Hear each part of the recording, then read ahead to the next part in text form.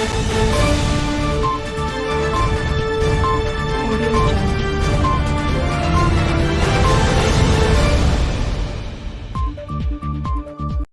मैं सुधीर। आईना world news के शो कलाकार आईना में आप सभी का स्वागत है। आज हम फिर आपके समक्ष एक ऐसे कलाकार को लेकर आए हैं जिनके विषय में आप सभी को हम कुछ बताना चाहते हैं। और एक ऐसा कलाकार जो डायरेक्टर भी है, राइटर भी है, एक्टर भी है और सबसे खास बात कि वो सिंगर भी है। भोपाल के ही रहने वाले मिस्टर रविंद्र मोरे जिनका सही नाम है और रवि मोरे के नाम से उन्हें जाना जाता है। इन्होंने कई नाटकों को डायरेक्ट किया है, कई नाटकों में इन्होंने एक्ट किया है और कई गाने भी गाए हैं। और लगातार इनकी जो एक्टिंग की जर्नी है, डायरेक्शन की जो जर्नी है, वो कहीं ना कहीं कंटिन्यू चली आ रही है।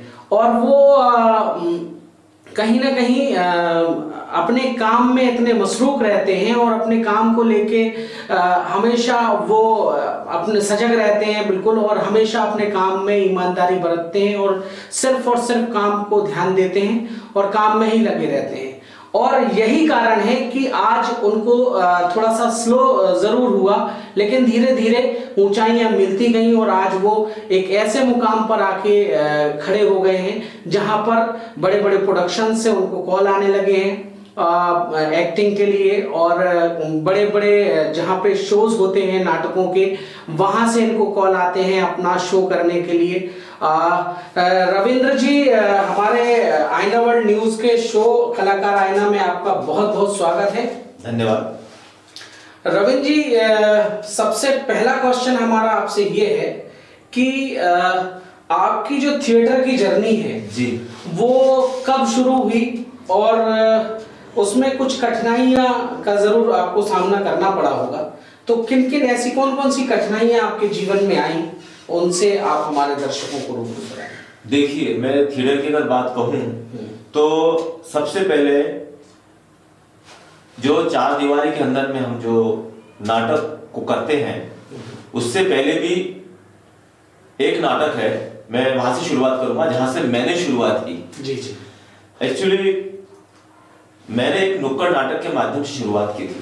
अच्छा।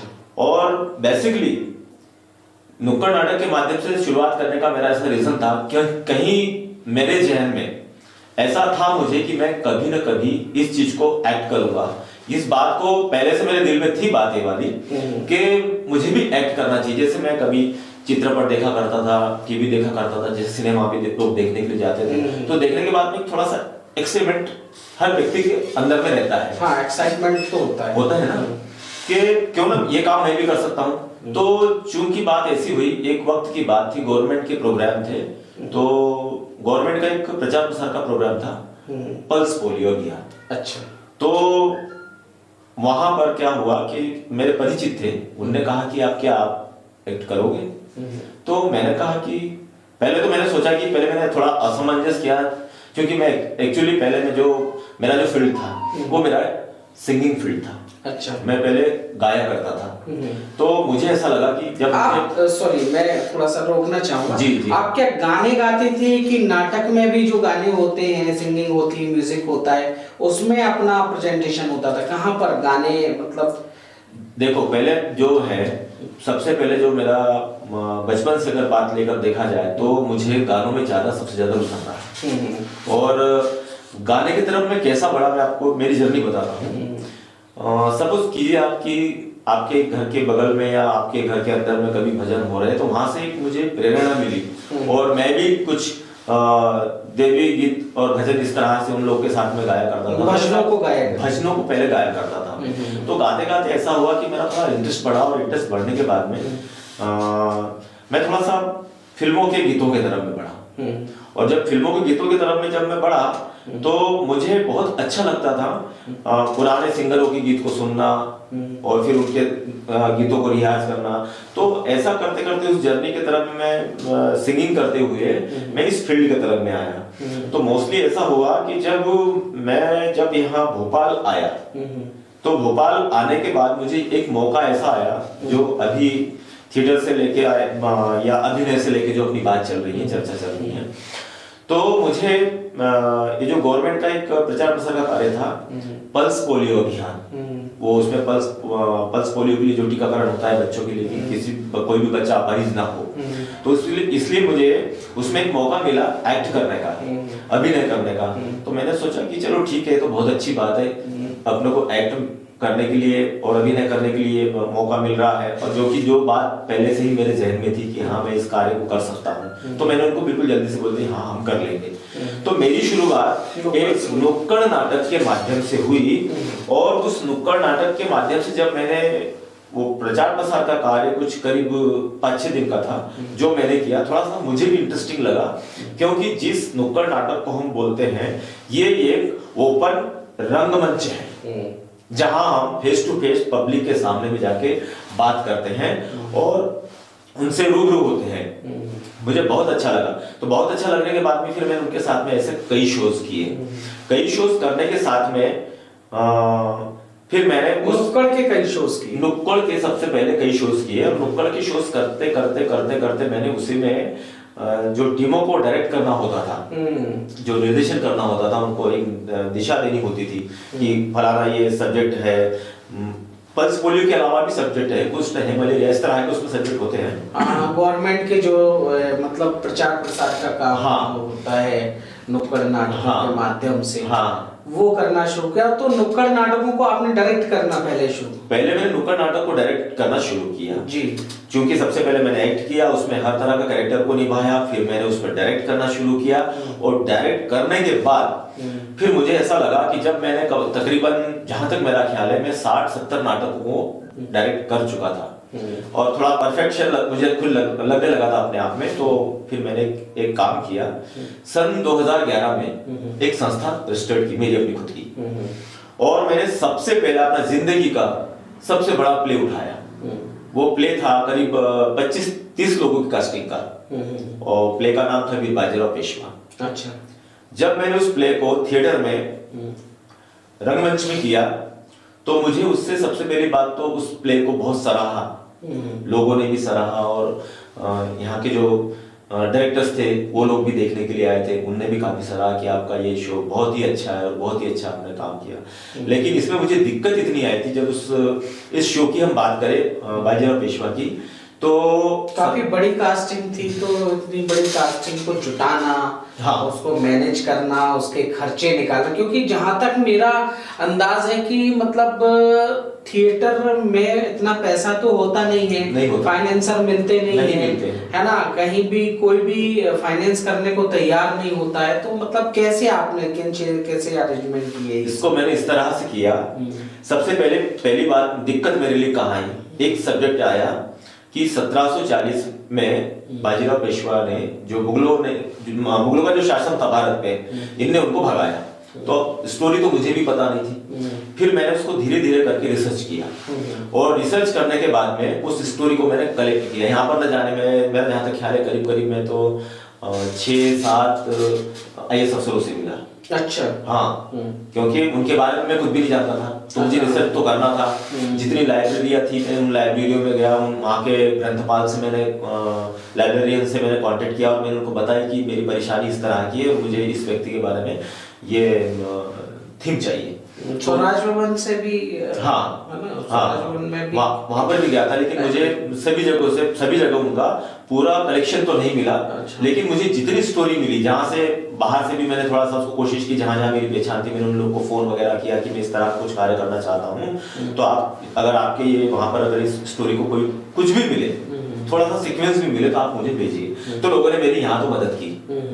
यहाँ मदद करने के बाद में उस नाटक को हमने राइट किया, स्क्रिप्टिंग की, हाँ, उसकी स्क्रिप्टिंग की। और स्क्रिप्टिंग करने के बाद में स्क्रिप्टिंग भी आपने नहीं, स्क्रिप्टिंग मैंने नहीं की थी, एक मेरे मित्र हैं।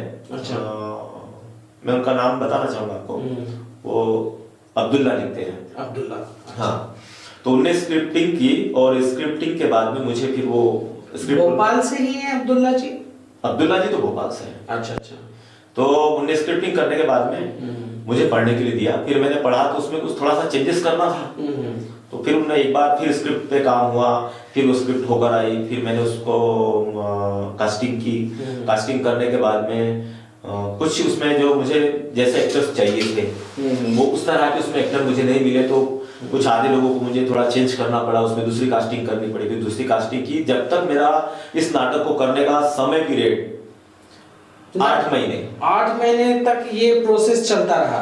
हाँ, अच्छा, 8 महीने जब ये प्रोसेस हुई तब इसकी कास्टिंग खड़ी हुई, और कास्टिंग खड़ी होने के बाद में तकरीबन जहां तक मेरा ख्याल है इसकी 2 महीने रिहर्सल भी चली। अरे बाप रे। हाँ, क्योंकि मैंने तो 8 और 2 10 मतलब 10 महीने 11 महीने करीब लग गया आपको। हाँ, एक प्ले में। एक प्ले में, क्योंकि प्ले बहुत बड़ा है और कास्टिंग भी उस तरह की है और भी फ्रीडम फाइटर भी है, तो एक एक कैरेक्टर को उस तरह से दिखाना था। और हाँ, चूंकि थिएटर में रीटेक भी नहीं होता तो हाँ, रिहर्सल उतनी परफेक्ट प्रॉपर चाहिए। जी जी।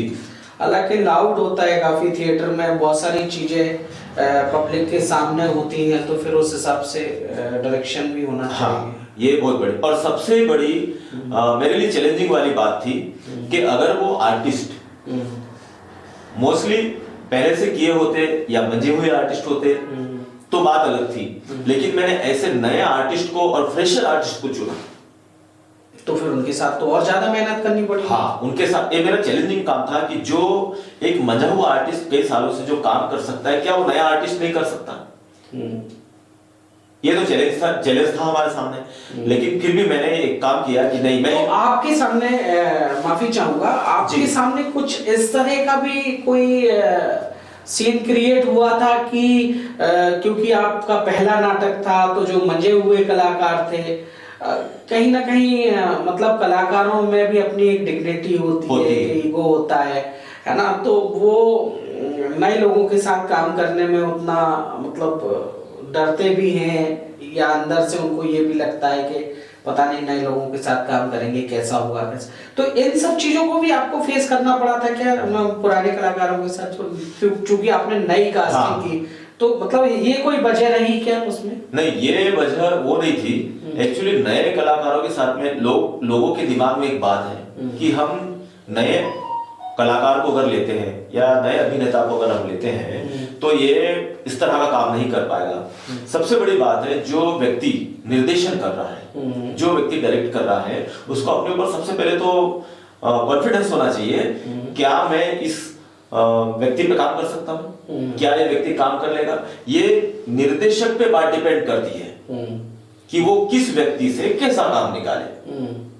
कभी कभी ऐसा भी होता है, मैं उन लोगों के बारे में भी नहीं इस तरह से नहीं कहना चाहूंगा कि हम उन्हीं आर्टिस्टों को ले ले तो उन आर्टिस्टों से अच्छा कोई काम नहीं कर पाएगा, लेकिन अगर हम किसी चीज की न्यू रख रहे हैं और नए लोगों को हम मौका दे रहे हैं, भाई हम पुराने लोगों के साथ तो काम करते ही हैं, अगर पुराने लोगों के साथ काम करते रहेंगे तो नए लोग कब आएंगे? हमें उनके भी साथ करना चाहिए ना काम। और एक निर्देशक के लिए मेरा तो ये उसूल है कि ठीक है, मेरे डायरेक्शन में जो भी काम करता है, लेकिन मैं नए बच्चों से भी कुछ काम को सीखता हूँ। मैं खुद आज भी सीखता हूँ और खुद भी सीखता हूँ और उन्हें भी सिखाता हूँ। तो इस माध्यम से मैंने नए लड़कों के साथ काम करके वो वैसा काम किया जो एक 10 साल का पुराना आर्टिस्ट काम करता है। अच्छा। और इस तरह से उन लोगों ने इस नाटक के अंदर में मतलब बाजीराव पेशवा में बहुत अच्छा अभिनय किया। अरे वाह। और वो मेरा नाटक बहुत सफल रहा, उसकी सराहना भी बहुत हुई उस नाटक की। तो डायरेक्शन अच्छा, तो एक्टरों ने एक्टिंग अच्छी की। अगर डायरेक्शन सही नहीं होता तो एक्टर भी अच्छा काम नहीं करते। तो तकलीफें तो आती है। हर नए प्रोडक्शन में कुछ लोगों के साथ नए को भी लेंगे, पुराने को भी लेंगे, तब भी तकलीफें आती है, लेकिन उन तकलीफों को दूर कैसा करना है वो भी आना जरूरी है। वो भी एक निर्देशक को मालूम होना चाहिए। बिल्कुल बिल्कुल। समस्याओं से किस तरह से निपटना है, किस तरह से हमारे सामने जो भी समस्याएं आ रही हैं उन समस्याओं को किस तरह से फेस करना है, ये भी एक निर्देशक का अहम पार्ट होता है कहीं ना कहीं। अच्छा रवि जी, मेरा एक और आपसे सवाल ये है कि हमने देखा है अधिकतर आदमी जब तक शादी नहीं हुई रहती है, जी। वो कुंवारा होता है, बैचलर लाइफ जी रहा होता, तब तक तो कोई रोक टोक नहीं होती। माँ बाप की थोड़ी बहुत रोक टोक होती है, लेकिन फिर भी माँ बाप का इतना हस्तक्षेप नहीं होता। उन्हें पता होता है कि लड़का नाटक कर रहा है या कुछ करने जा रहा है, तो चलो ठीक है, इसको इतना टाइम रिहर्सल के लिए। लेकिन जब पत्नी आ जाती है, तो पत्नी के बाद बहुत सारे टाइम जो है कहीं ना कहीं वो बढ़ जाते हैं हमारे काम को लेके भी, और सब चीज़ों, क्योंकि गृहिणी पत्नी को भी हमें समय देना रहता है। और अगर पत्नी हमारे काम को समझ रही है तो ठीक है। अदरवाइज अगर मैंने ये देखा है अधिकतर कलाकारों के साथ, ये हमेशा होता आया है कि अगर पत्नी के अंदर वो कला को समझने की अगर वो समझ नहीं है, तो कहीं ना कहीं फिर उसकी जो वैवाहिक जीवन है वो खतरे में पड़ जाता है। तो आपके साथ कोई इस तरह की कोई समस्या, या आपकी पत्नी भी इसी लाइन से है, कैसा क्या? देखिए, मेरी पत्नी भी इसी फील्ड से है। अच्छा।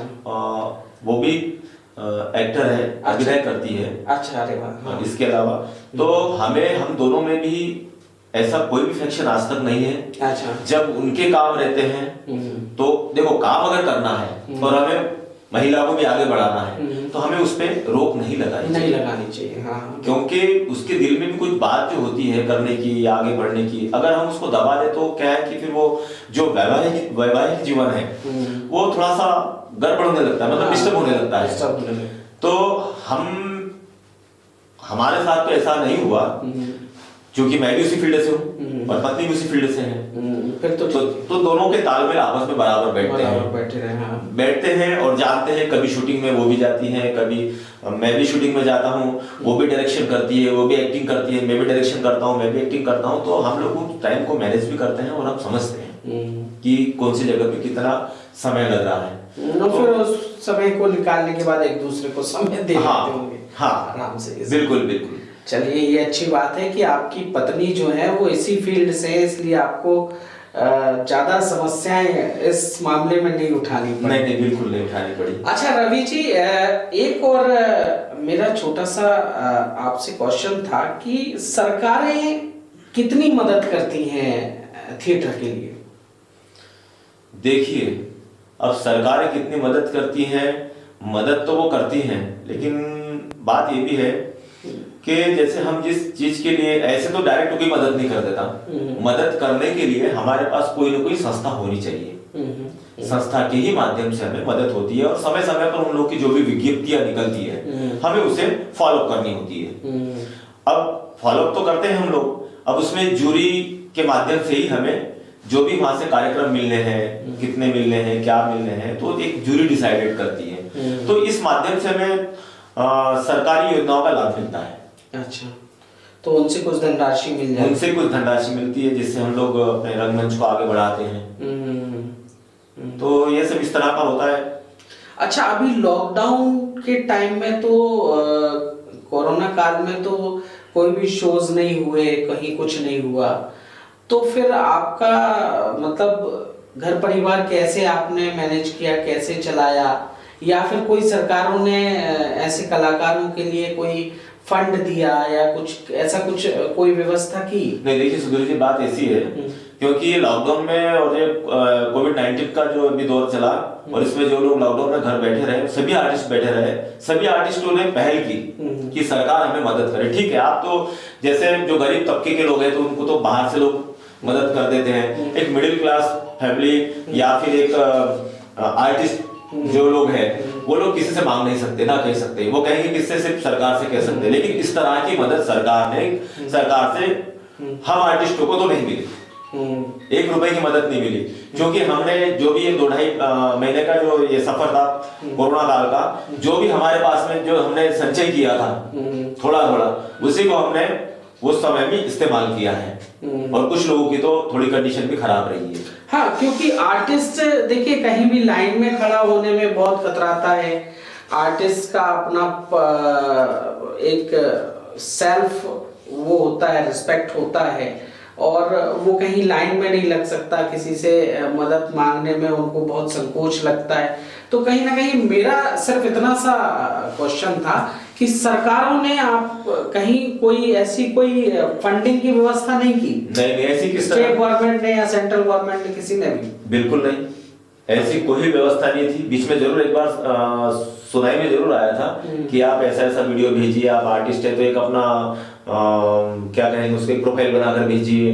तो ठीक है, मोटे तौर पे हम लोगों ने एक फॉर्मेलिटी को निभाने के लिए भेजा, लेकिन उसका आज तक कोई रिप्लाई नहीं है। अच्छा, बिल्कुल भी 1 रुपए की मदद सरकार से कोविड में नहीं मिली। अच्छा रवि मोरे जी, मेरी आपसे एक दरखास्त है कि हमारे कलाकारों के सामने आप आए, ये आपका बहुत बहुत शुक्रिया। लेकिन हम आपसे कलाकारी के नाम पे कुछ आपका अगर कोई गीत है, डायलॉग है, या जो भी आप दर्शकों के सामने पेश करना चाहें तो कर सकते हैं। बिल्कुल, मेरी शुरुआत गीतों से ही हुई थी जी। और मुझे इंटरेस्ट भी था, तो मैं जरूर आपको एक 2 लाइन का गीत सुनाऊंगा, क्योंकि इस गीत को मैंने ही लिखा हूँ जी, और मैंने ही कंपोज किया इस गीत को। अच्छा अच्छा, ये गीत थोड़ा सा एक जिंदगी के ऊपर है। जी जी, तो मैं जनरली आपको 2 लाइन का गीत जरूर सुनाऊंगा। जी जी, स्वागत स्वागत। जिंदगी खूबसूरत जिंदगी, जिंदगी मुस्कुराती जिंदगी, जिंदगी खूबसूरत जिंदगी, जिंदगी मुस्कुराती जिंदगी, गली सड़क चौबारों पर इतराती जिंदगी, प्यारे प्यारे घरों में इठलाती जिंदगी, जिंदगी खूबसूरत जिंदगी, जिंदगी मुस्कुराती जिंदगी, मुस्कुराती जिंदगी, मुस्कुराती जिंदगी। बहुत बढ़िया, बहुत बढ़िया।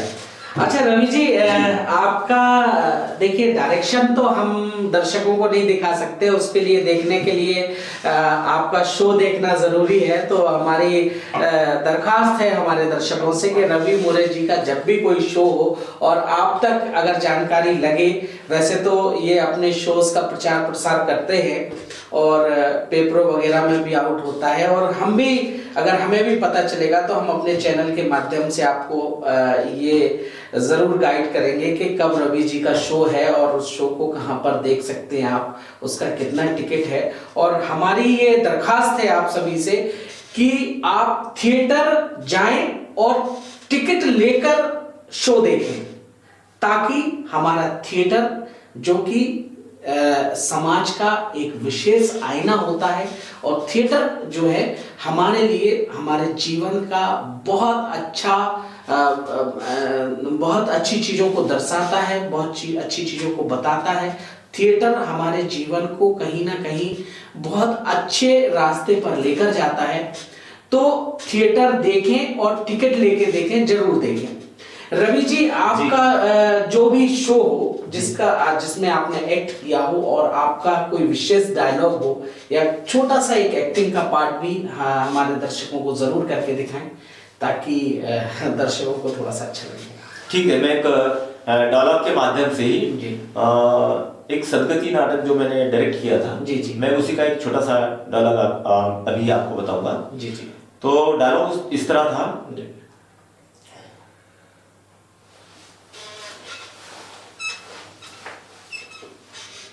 कभी कभी तो तू ऐसी बात कर देती है कि देह जल जाती है।